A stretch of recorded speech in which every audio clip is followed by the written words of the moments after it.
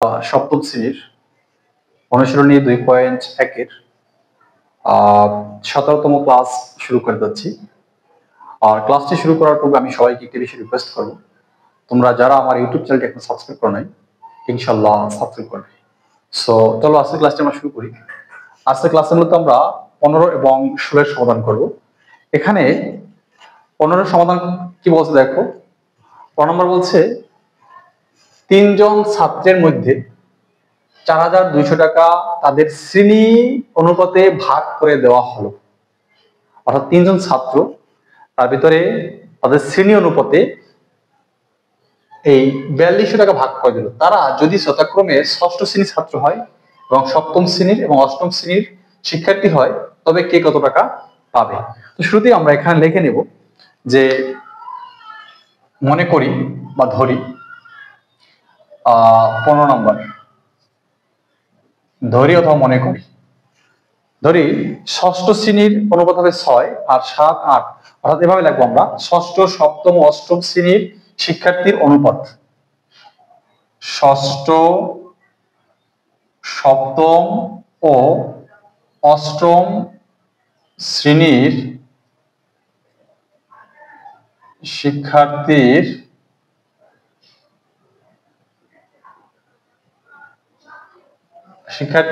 টাকার অনুপাত। দেখো আমরা টাকার অনুপাত, টাকার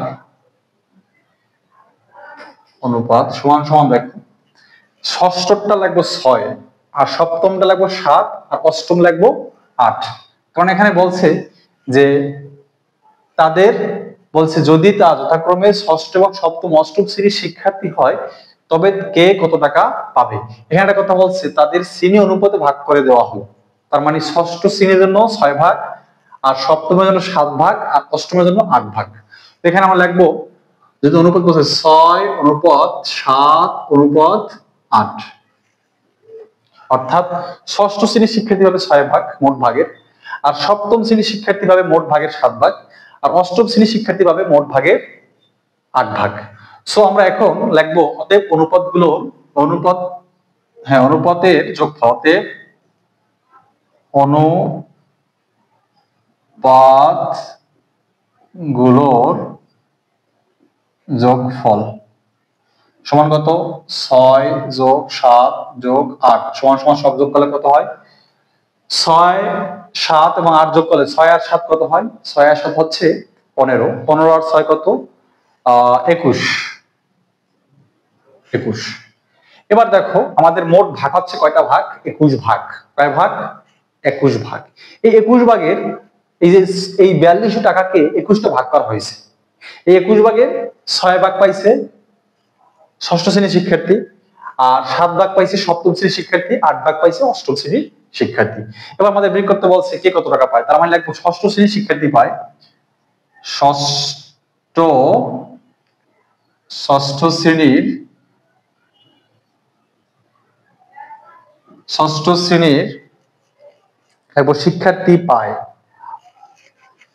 শ্রেণীর শিক্ষার্থী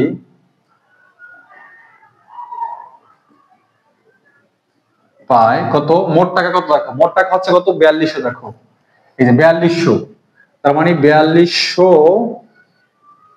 এর 21 ভাগের কয় ভাগ 6 ভাগ এত টাকা। এবার 21 দ্বারা যদি 42 কে কাটি 21 দুগুণে 42 দুইবার, আর সেক্ষেত্রে শূন্য আছে দুইটা, তবে 200 হয়। 21 দ্বারা 42 কে কাটলে হয় 4200 কে কাটলে হয় 200। এবার আমরা 200 আর 6 যদি গুণ করি, এখানে আমরা একটা লাইন মিস্টেক করেছি, এর মানে এখানে 8 বাদ পারতাম, গুণ করতে পারতাম। আচ্ছা একটু করে দিই, কাটাকাটি পরে করি। আচ্ছা এখানে 4200 এর মানে হচ্ছে গুণ 21 6, এটা না করলেও হয় তবুও করে দিচ্ছি টাকা। 21 দ্বারা কাটলে হয় 200 সমান সমান 6 দুগুণে 1200 টাকা। এবার আমরা কাটটা বের করবো। ষষ্ঠ শ্রেণী পাইছে কত এই 4200 টাকার ভিতর থেকে সে কয় টাকা পাইছে 1200 টাকা পাইছে। এবার আমরা সপ্তম শ্রেণী লিখবো। সপ্তম শ্রেণীর শিক্ষার্থী পায় সপ্তম শ্রেণীর শিক্ষার্থী পায় কত মোট টাকা তো 4200, 4200 এর 21 ভাগের কয় ভাগ? 7 ভাগ, 7 ভাগ টাকা সমান, এর মানে হচ্ছে গুণ, মানে 4200 গুণ 21 করে 7, কাটাকাটি করলে হয় 200, 2 আর 7 গুণ করলে হয় 1400 টাকা। এটা হচ্ছে কে পায়? সপ্তম শ্রেণীর শিক্ষার্থী পায় 1400 টাকা। এবার আমাদের লাস্ট রাউন্ড, অষ্টম শ্রেণীর শিক্ষার্থী পায় কত? এবার লাগবে অষ্টম শ্রেণীর শিক্ষার্থী পায় সমান সমান মোট টাকা কত? 4200, 4200 এর 8 ভাগের কয় ভাগ? 8 ভাগ মতো 21 ভাগ, 21 ভাগের 8 ভাগ টাকা সমান 4200, এর মানে হচ্ছে গুণ 21 8, এবার এটা কাটলে হয় 200, 2 আর 8 গুণ করলে হয় 8 দ্বিগুণে 1600 টাকা। এটা হচ্ছে আমাদের কাঙ্ক্ষিত আনসার। দেখো এখন এই 1600, 1400 এবং 1200 যোগ করলে যে আমাদের 42 হবে। এবার মূলত আমি এটাকে মুছে দিচ্ছি, তোমরা এটাকে স্ক্রিনশট দিয়ে নাও অথবা খাতা কলমে খুব দ্রুত তুলে নাও। এবার আমরা 16 এর সমাধান করব, এটাকে আমি মুছে দিচ্ছি।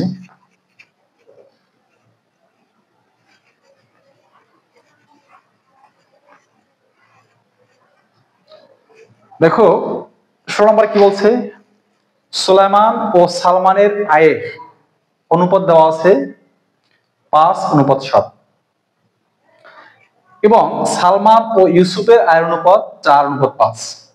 এবার বলছে সুলাইমানের আয় 120 টাকা হলে ইউসুফের আয় কত? দেখো এখানে আমাদের এর আগে অনেক অঙ্ক করেছি, অর্থাৎ ধারাবাহিক অনুপাত নিয়ে আমরা কাজ করেছি। এখানে দেখো এই সালমান কথাটা আবার দ্বিতীয় অনুপাতে আবার রিপিট করা হয়েছে, কিন্তু রিপিট করা হয়েছে ঠিকই, কিন্তু এর মান আলাদা হয়ে গেছে। এখানে সালমানের মান ছিল 7 আর এখানে সালমানের মান হয়েছে 4। তো একই ব্যক্তির বা একই নামে তো দুটি সংখ্যা হতে পারে, দুটি মান হতে পারে না। সো এখানে কি করতে হবে? এই দুইটা অনুপাত থেকে আমাদের ধারাবাহিক অনুপাত প্রকাশ করতে হবে। তো ধারাবাহিক অনুপাত লেখার জন্য আমরা শুরুতে লিখবো সুলাইমান ও সালমানের আয়ের অনুপাত। দেখো এটা হচ্ছে মূলত 16 নাম্বার, লিখবো সুলাইমান ও সালমানের আয়ের অনুপাত সমান সমান করতে দেওয়া আছে 5:7, 5:7। দেখো এবার আমরা এই অনুপাতকে আমরা ধারাবাহিক অনুপাতে প্রকাশ করার জন্য দ্বিতীয় অনুপাতের, এই যে দেখো সালমান আছে কোথায়? দ্বিতীয় অনুপাতে। দেখো দ্বিতীয় অনুপাতের প্রথম রাশি দ্বারা গুণ করবো, 4 দ্বারা গুণ করবো। তার মানে এখানে লিখবো আমরা 5 গুণ 4 অনুপাত 7 গুণ 4। তার মানে 4 5 কত হয়? 20 অনুপাত 7 7 28। দেখো এতটুকু আমরা কাজ করলাম। তার মানে এখন সুলাইমানের অনুপাত কত? 20 আর সালমানের কত? 28। এবার আমরা দ্বিতীয় অনুপাত লিখবো। দ্বিতীয় অনুপাত কি আছে? সালমান ও ইউসুফের আয়ের অনুপাত। সালমান ও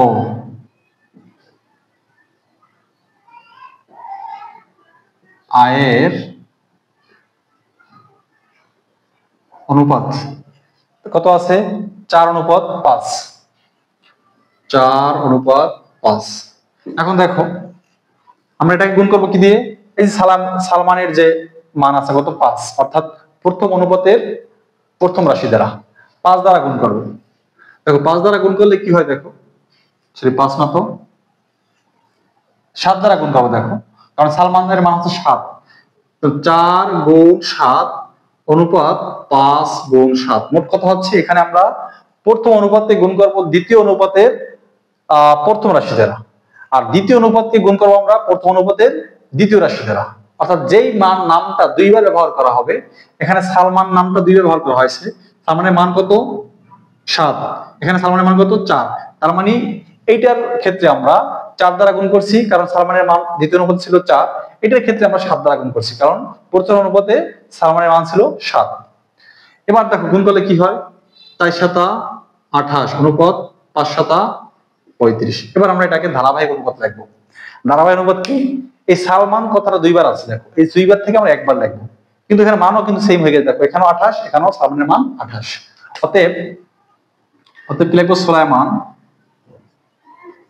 সুলাইমান অনুপাত সালমান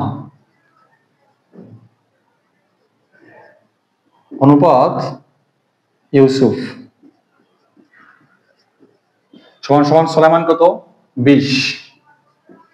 আর এই যে সালমান দুইবার মিলে দেখো, দুইটা, এখানে সালমান, এখানে সালমান, এখানে সালমানের মান হচ্ছে 28, এখানে সালমানের মান হচ্ছে 28, তাহলে দুইটা 28 মিলে একটা 28 হবে, তারপর হচ্ছে 35।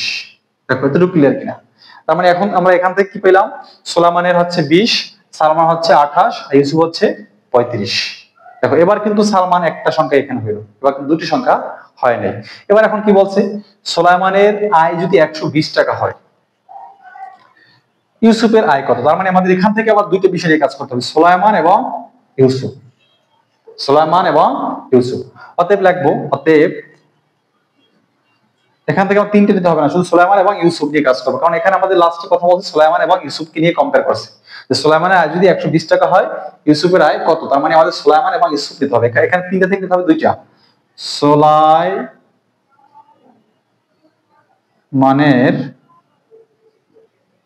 আয় অনুপাত ইউসুফের আয় সমান সমান সুলাইমানের আয় কত? দেখো 20 অনুপাত ইউসুফের আয়, ইউসুফ সংখ্যা আছে কত? 35।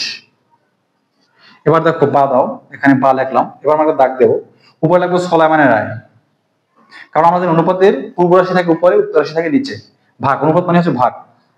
সুলাইমানের আয় নিচে হবে ইউসুফের আয়,